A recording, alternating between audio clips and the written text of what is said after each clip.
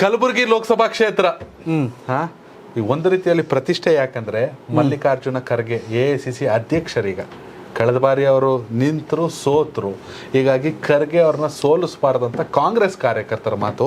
ಆದ್ರೆ ಉಮೇಶ್ ಯಾದವ್ ನಾ ರಿಸಲ್ಟ್ನ ಮತ್ತೆ ಮಾಡ್ತೀನಿ ಅಂತ, ಯಾಕಂದ್ರೆ ಖರ್ಗೆ ಅಳಿಯ ನಿಂತವ್ರೆ. ಉಮೇಶ್ ಜಾಧವ್ ಬಿಜೆಪಿ ಹಾಲಿ ಸಂಸದ, ಹೌದು, ಬಿಜೆಪಿ ಹಾಲಿ ಅಭ್ಯರ್ಥಿ. ಖರ್ಗೆ ಅಳಿಯ ರಾಧಾಕೃಷ್ಣ ದೊಡ್ಡಮನಿ, ಹೌದು, ಕ್ಯಾಂಡಿಡೇಟ್ ಕಾಂಗ್ರೆಸ್. ಖರ್ಗೆ ಅವರೇ ಗೆಲ್ಲಕ್ಕಾಗ್ಲಿಲ್ಲ ಇಲ್ಲಿ, ರಾಧಾಕೃಷ್ಣ ಗೆಲ್ತಾರ ಅನ್ನೋ ಪ್ರಶ್ನೆ. ಖರ್ಗೆ ಅವ್ರು ಸೋತ್ರೆ ಪಕ್ಷಕ್ಕೆ ಅದು ದೊಡ್ಡ ಹಿನ್ನಡೆ, ಮರ್ಯಾದೆ ಹೋಗುತ್ತೆ ಅನ್ನೋ ಒಳ ಲೆಕ್ಕಾಚಾರ. ರಾಷ್ಟ್ರೀಯ ಅಧ್ಯಕ್ಷರು ಕ್ಯಾಂಪೇನ್ ಮಾಡಕ್ ಆಗಲ್ಲ. ರಾಷ್ಟ್ರೀಯ ಅಧ್ಯಕ್ಷರು ಕ್ಯಾಂಪೇನ್ ಯಾಕೆ ಮಾಡಬೇಕು? ಖರ್ಗೆ ಅವ್ರು ಕ್ಯಾಂಪೇನ್ ಯಾಕೆ ಮಾಡಬೇಕು? ಕರೆಕ್ಟ್.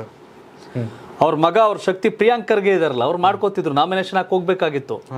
ಆದರೆ ಸೋತ್ಬಿಟ್ರೆ ಆ ಒಂದು ಅಪಮಾನ, ಅವಮಾನ, ಆ ಸನ್ನಿವೇಶ, AICC ಅಧ್ಯಕ್ಷ ಸೋತ್ಬಿಟ್ರು ಅಂತ ಹಿನ್ನಡೆ ಆಗುತ್ತೆ ಅನ್ನೋ ಕಾರಣಕ್ಕೆ ಅಲ್ಲಿ ರಾಧಾಕೃಷ್ಣ ಅವ್ರು ಕೊಟ್ಟು ಇದು ಮಾಡ್ಕೊಂಡ್ರು.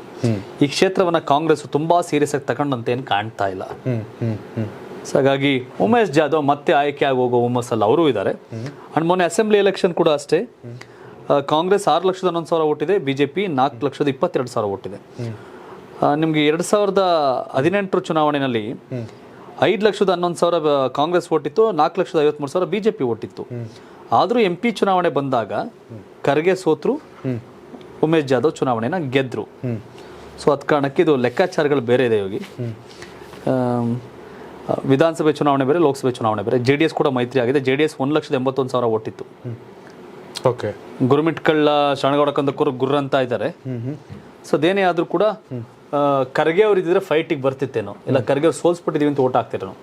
ಬಟ್ ಈಗಿನ ಅಭ್ಯರ್ಥಿ ಖರ್ಗೆ ಅವ್ರ ಅಳಿಯ ಉಮೇಶ್ ಜಾಧವ್ಗೆ ಪ್ರಬಲ ಸ್ಪರ್ಧೆ ಒಡ್ತಾರ ಅಂತ ಬಂದಾಗ ಒಂದ್ ಸ್ವಲ್ಪ ವ್ಯತ್ಯಾಸ. ಇಲ್ಲಿ ಬರೋ ಕ್ಷೇತ್ರ ಅಫ್ಜಲ್ಪುರದ ಜೇವರ್ಗಿ, ಗುರುಮಿಟ್ಕಲ್ಲು, ಚಿತ್ತಾಪುರ, ಸೇಡಮ್ಮು, ಗುಲ್ಬರ್ಗ ಗ್ರಾಮೀಣ, ಗುಲ್ಬರ್ಗ ದಕ್ಷಿಣ, ಉತ್ತರ ಬೇರೆ ಬೇರೆ ಕಾರಣಕ್ಕೆ ಸ್ಪ್ಲಿಟ್ ಆಗಿತ್ತು ಓಟು. JDSನವ್ರು ಒಂದಷ್ಟು ಕಸ್ತಿದ್ರು, ಆಮೇಲೆ ಇವ್ರದ್ದು ಒಂದಷ್ಟು ಆಂಟಿ ಇನ್ಕಮೆನ್ಸಿ MLAಗಳವೆಲ್ಲ ಇತ್ತು, ಆಗಿತ್ತು. ಸೊ ಹಾಗಾಗಿ ಫೈಟ್ ಇದೆ. ನಾನು ಮೊನ್ನೆ ಚನ್ನಪಟ್ಟಣಕ್ಕೆ ಹೋದಾಗ ಅಲ್ಲಿ ಕೆಲ್ಸಕ್ಕೆ ಬಂದಂತ ಒಂದು ಗುಂಪು ಸಿಕ್ಬಿಡ್ತು, ಕಲಬುರ್ಗಿ ಅವರೇ.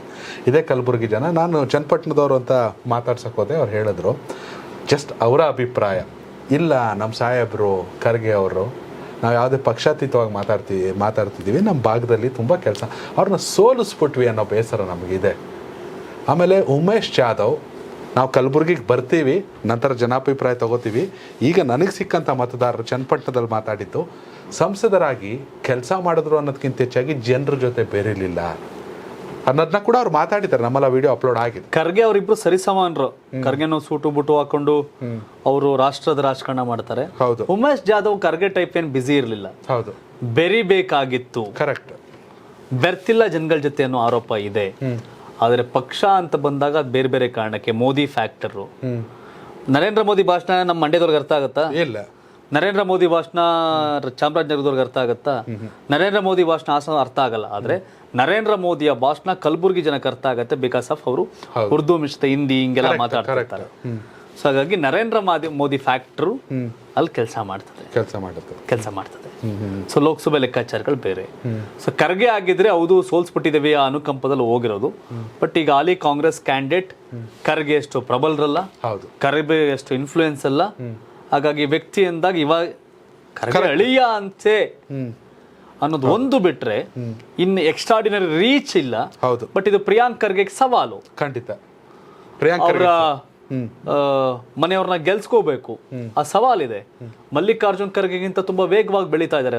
ಯಂಗ್ಸ್ಟರ್, ಡೈನಾಮಿಕ್ ಮಂತ್ರಿ, ಖಂಡಿತ ಬಹಳ ಚಾಕಚಕ್ಯತೆ ಎಲ್ಲ ಆಕ್ಟಿವೇಟ್ ಆಗಿ ತುಂಬಾ ಕೆಲಸ ಮಾಡ್ತಾರೆ, ಆಕ್ಟಿವ್ ಆಗಿ.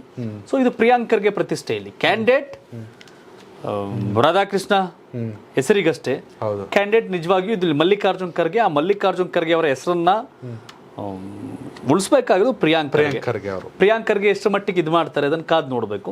ಬಟ್ ಟಫ್ ಇದೆ. ವೀಕ್ಷಕರೇ, ಕಲಬುರಗಿ ಲೋಕಸಭಾ ಕ್ಷೇತ್ರದ ಮತದಾರ ನೀವಾಗಿದ್ದಲ್ಲ, ಕಾಮೆಂಟ್ ಮೂಲಕ ತಿಳಿಸಿ ನಿಮ್ಮ ಸಂಸದರು ಯಾರಾಗಬೇಕಂತ, ಹಾಗೆ ಯಾರು ದೇಶದ ಪ್ರಧಾನಿ ಆಗಬೇಕು, ನರೇಂದ್ರ ಮೋದಿ ಅವರ, ರಾಹುಲ್ ಗಾಂಧಿನ? ಕಾಮೆಂಟ್ ಮಾಡೋದನ್ನ ಮರಿಬೇಡಿ. ಧನ್ಯವಾದಗಳು. ಇದು ಕರ್ನಾಟಕ ಟಿವಿ, ಕನ್ನಡಿಗರ ಧ್ವನಿ. ಜನ ಪ್ರತಿದಿನ ಟೈಮ್ ಸರಿಯಾಗಿ ಊಟ ಮಾಡ್ತಾರೋ ಬಿಡ್ತಾರೋ, ಆದರೆ ಪೊಲಿಟಿಕಲ್ ಟ್ರೆಂಡ್ ಏನಿದೆ ಅಂತ ಪ್ರತಿದಿನ ಪ್ರತಿ ಕ್ಷಣ ಕಾಯ್ತಿರ್ತಾರೆ. ಕರ್ನಾಟಕದ ಅಖಾಡದಲ್ಲಿ ಯಾವ ಅಭ್ಯರ್ಥಿ ಅಬ್ಬರಿಸಿದ್ರು ಮತ್ಯಾವ ಅಭ್ಯರ್ಥಿ ತತ್ತರಿಸಿದ್ರು ಅಂತ ನೋಡೋಕೆ ಕಾತರದಿಂದ ಕಾಯ್ತಿರ್ತಾರೆ. 28 ಕ್ಷೇತ್ರಗಳ ಪ್ರತಿದಿನದ ಪಬ್ಲಿಕ್ ಪಲ್ಸ್ ಏನು, ಪ್ರಚಾರದಲ್ಲಿ ಯಾರ ಮುಂದೆ ಯಾರ ಹಿಂದೆ ಎಲ್ಲ ಮಾಹಿತಿಯನ್ನ ನಾವು ಕೊಡ್ತೇವೆ. ಕರ್ನಾಟಕ ಕುರುಕ್ಷೇತ್ರ 28 ಕ್ಷೇತ್ರಗಳ ಡೈಲಿ ನ್ಯೂಸ್ ಪ್ರತಿದಿನ ರಾತ್ರಿ 8 ಗಂಟೆಗೆ ಯೂಟ್ಯೂಬ್ನಲ್ಲಿ ಕರ್ನಾಟಕ ಟಿವಿ ಅಂತ ಸರ್ಚ್ ಮಾಡಿ, ನಂತರ ನಮ್ಮ ಕರ್ನಾಟಕ ಟಿವಿ ಸಬ್ಸ್ಕ್ರೈಬ್ ಮಾಡಿ. ಸಬ್ಸ್ಕ್ರೈಬ್ ಆದಮೇಲೆ ನಿಮಗೆ ಹೋಮ್ ಪೇಜ್ ಬಂದರೆ ಕಮ್ಯುನಿಟಿ ಅನ್ನೋ ಆಪ್ಷನ್ ಸಿಗುತ್ತೆ. ಈ ಕಮ್ಯುನಿಟಿ ಆಪ್ಷನ್ ಕ್ಲಿಕ್ ಮಾಡಿದ್ರೆ ನಿಮ್ಮ ಕೆಳಗಡೆ 28 ಲೋಕಸಭಾ ಕ್ಷೇತ್ರಗಳ ಒಂದು ಪೋಲ್ ಕ್ರಿಯೇಟ್ ಮಾಡಲಾಗಿದೆ. ನೀವು ಹೋಗಿ 28 ಕ್ಷೇತ್ರಗಳಲ್ಲಿ ಯಾರು ಗೆಲ್ತಾರೆ, ಯಾರು ಗೆಲ್ಲಬೇಕು, ನಿಮ್ಮ ಸಪೋರ್ಟ್ ಯಾರಿಗೆ ಅಂತ ಅಲ್ಲಿ ನೀವು ಕ್ಲಿಕ್ ಮಾಡ್ಬೋದು, ಅಂದರೆ ವೋಟ್ ಮಾಡ್ಬೋದು. ಇಲ್ಲೇನು ವೋಟಿಂಗ್ ಆಗುತ್ತೆ ನಾವು ಪ್ರತಿದಿನ ನಾವು ನ್ಯೂಸಲ್ಲಿ ನಿಮಗೆ ಅಪ್ಡೇಟ್ ಮಾಡ್ತಿರ್ತೀವಿ. ಇದು ಮತದಾನದ ದಿನದವರೆಗೂ ಕೂಡ ಈ ಪೋಲಿಂಗ್ ಓಪನ್ ಇರುತ್ತೆ.